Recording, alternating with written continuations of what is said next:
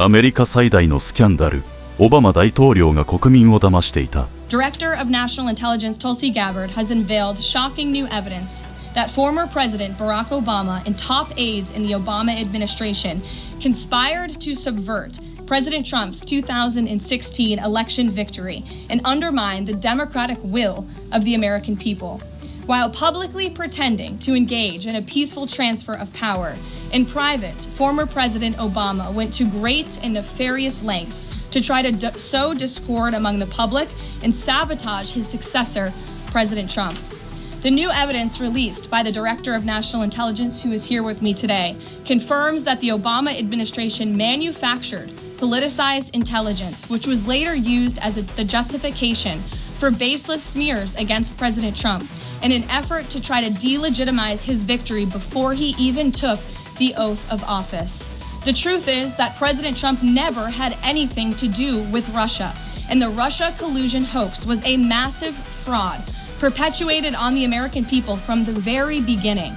And the worst part of this is Obama knew that truth, and so did all of the other corrupt officials involved in this scam, including former CIA Director John Brennan, former Director of National Intelligence James Clapper, former FBI Director James Comey, former Deputy Director Andrew McCabe, and many others.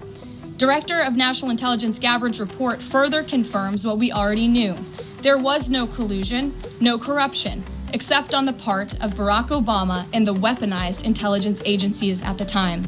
The Russia hoax was a blatant lie, all ginned up by Democrat political operatives that were signed off on by then President Obama and leaked to the news media to launch a years-long witch hunt against President Trump and his first administration.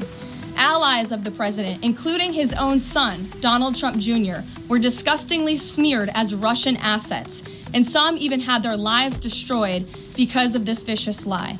The president's first 2 years in office had this fake distraction hanging over it, and endless resources, time, and political capital were spent having to debunk these lies from the highest levels of our government.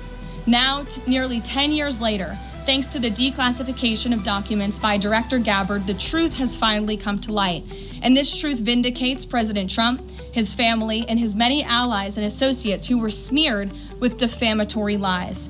President Trump was right from the beginning about all of this, and we are grateful that justice can be served. Now, we have even more damning evidence implicating those who tried to sabotage a duly elected president and did grave material harm to our republic. Thanks to additional important work done by CIA Director Ratcliffe, Committee Chairman Rick Crawford over the past few months, a newly declassified 2020 report prepared by the House Permanent Select Committee on Intelligence, which DNI Director Gabbard has declassified, found that the intel community did not have any direct information that Russian President Vladimir Putin wanted to help elect President Trump in 2016, and in fact, Russia was actively preparing for a Hillary Clinton victory. But at the unusual direction of Barack Obama at the time, the intel community published implausible intelligence suggesting otherwise. Why? To sabotage the incoming president. This is truly one of the greatest political scandals in American history. And reporters at legacy outlets, some of which are sitting in this room today, like the New York Times and the Washington Post, were ridiculously awarded Pulitzer Prizes for their perpetuation of this hoax. It's well past time for those awards to be stripped from the journalists who received them. It is not journalism to propagate political disinformation in service of the Democrat Party and those in the intelligence community who hand over out of context and fake intelligence to push a false political narrative.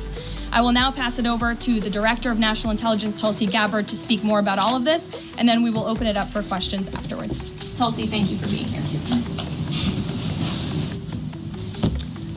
Thank you very much. Good afternoon. President Trump